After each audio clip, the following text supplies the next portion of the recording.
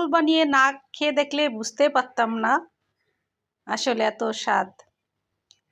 Try করলাম বাসায়, দেখি কেমন হয়। আজকে আমার রেসিপি আলুর ফুল ফ্রাই। আমি প্রথমে আলুটাকে ভালো করে ছিলে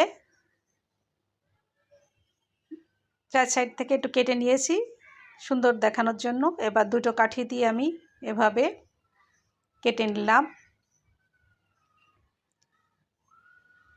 আপনারা এভাবে কেটে নেবেন, এটা ফুলের মতন করার জন্যই। কাঠিটা নিলাম যাতে নিচে কেটে না যায় সব। এবার একটা বাটিতে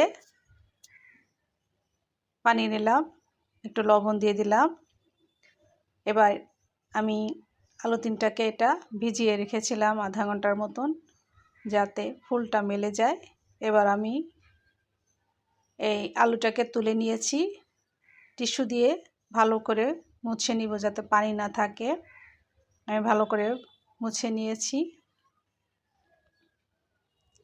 এরপর আমি আলু তিনটাকে একটু মরিচের গুঁড়া দিয়ে দিলাম, এভাবে দিলাম যাতে সব জায়গায় ভালো মতো লেগে যায়। এরপর আমি কর্নফ্লাওয়ার দিলাম। কর্নফ্লাওয়ারটা আমি ভিডিওতে কেটে গিয়েছে, আপনাদের দেখালাম। এবার আমি একটু লবণ দিয়ে দিলাম। আবার আমি একটু শুকনো মরিচের গুঁড়া কর্নফ্লাওয়ার দিয়ে ভালো করে মাখিয়ে নিব। ভিতরে ভালো করে মাখিয়ে নেবেন যাতে সব প্রত্যেকটা জায়গায় লেগে যায়। এবার আমি কড়াইতে ভাজতে দিয়ে দিয়েছি। একটু সময় নিয়ে ভাজতে হবে, লো ফ্লেমে ভাজবেন যেহেতু আলুটা যাতে সেদ্ধ হয়। একটু সময় নিয়ে ভাজবেন।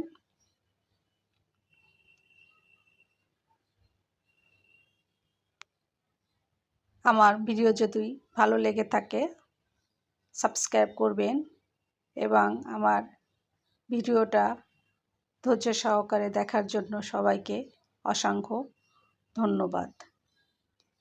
ব্রাউন কালার হয়ে গেছে, এবার আমি নিয়ে ফেললাম। এবার আমি একটাকে বিট লবণ এবং চাট মশলা দিয়ে ডেকোরেশন করলাম।